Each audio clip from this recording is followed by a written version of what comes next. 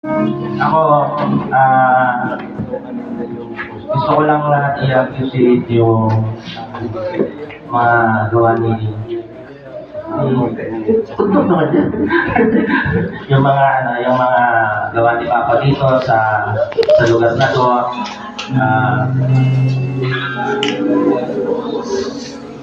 Sa mga sa buhay namin kahit kami lang tatlo yan na lagi lang naging naging malakas kami. Ito lang kami kahit may wala naman ako mga kapatid siya lang siya yung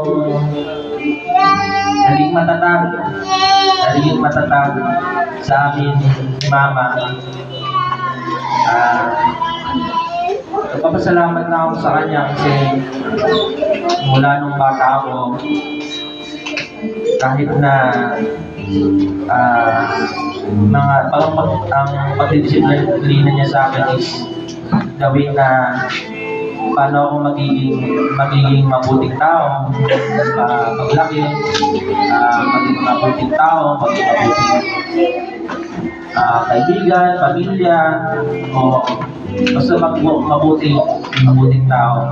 So, yun nga si Papa, hindi lang sa akin, kundi sa mga taong nakapaligid sa kanya, may concern siya. Alam niyo yan. Kaya si Papa, kahit pasalamat or kahit wala nang kayong maibigay or ano man, basta marinig niya lang yung pasasalamat na galing sa ating lahat, is malaking appreciation niya sa kanya.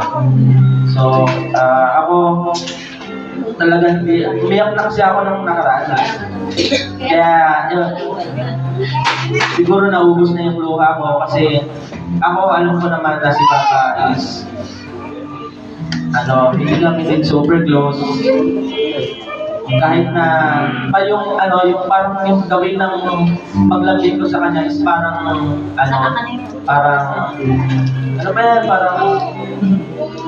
yung walang lambing, parang lang kamusta na yung trabaho mo? Kumain ka ng maayos, parang pero yung gawin na maglambing ako sa kanya.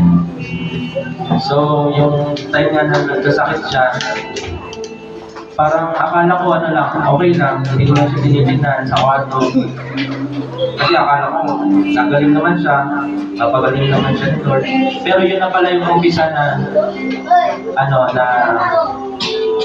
magiging sa kanya, parang siya medyo mahihirapan sa kanyang buhay.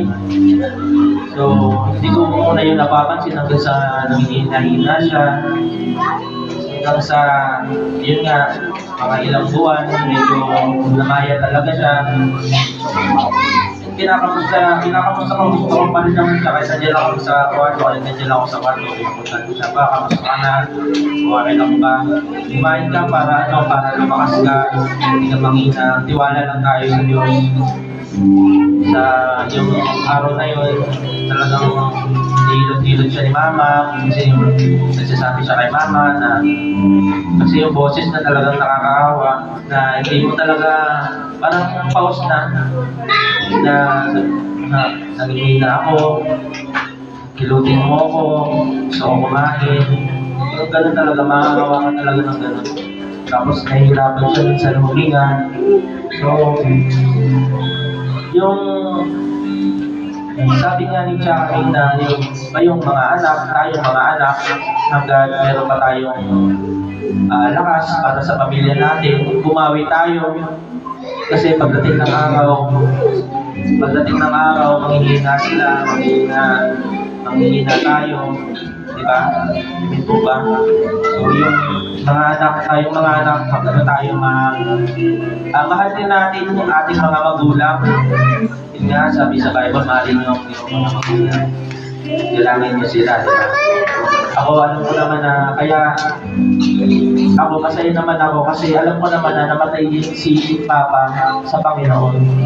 Ang mas nakakalungkot kasi yung isang tao kapag hindi ka namatay nang wala ka sa Panginoon is malaking nakakatakot. Nakakatakot. Kaya naalala ko lang lagi sa mga sinasabi niya, lagi talaga siyang nagpapaalala kahit sa mga meeting na pag ako nawala or pag ako nawala dito sa lugar na to, kayo yung susunod kayo. Talaga, nagbibigay talaga sila sa pero sinasabay lang namin kasi nga hindi naman namin. Ang lakas-lakas na po, parang wala lang. Pina-out of bigla na lang siya nagkasakay, diba? Hindi talaga natin wala yung buhay. Kaya, mag-ingat tayo kung tayo maka-stress. Kasi dati sinasabihan ko yan si Papa lagi na mag-ano ka naman, magpahinga ka ng maayos, ano ka ba, exercise, kasi masyado na malaki, kailangan din yun sa katawan natin, minsan, ang lagi niya lang naman po kasi sagot palagi, okay naman daw siya, kaya naman daw niya, kaya, encouragement lang sa na ingatan niyo yung sarili niyo, ingatan niyo yung health niyo para hindi rin kayo magkasakit. So, ayun, nagpapasalamat ako sa lahat sa pag-aalaga niya. Pag-aalaga niya sa akin, nag-aalaga kay Mama, sa pagbuo nitong simbahan, sa Masbate, kasi malaking gantimpala niya sa Panginoon na lahat binuhos niya. Mula nung nakilala niya ang Panginoon, binuhos niya ang kanyang buhay. Meron po siyang itinalak bago siya bumalik. At saka alam natin na sa may dinisciple po siya. makukuha sa lahat. Diba? So, sana encouragement, sana maging gano'n din yung maging goal natin sa buhay na kumilaan natin si Lord upang kayo po? magdating ng araw malaki ng saan po kayo doon? Malinis natin sa aming buwan. So, salamat sa lahat. Alam ko wala nang Dilapin niya? paghihirap at sakit ngayon nang mula sa piling ka na ni Lord. Kaya awit ang isa, yung paborito niyang awit. Nakita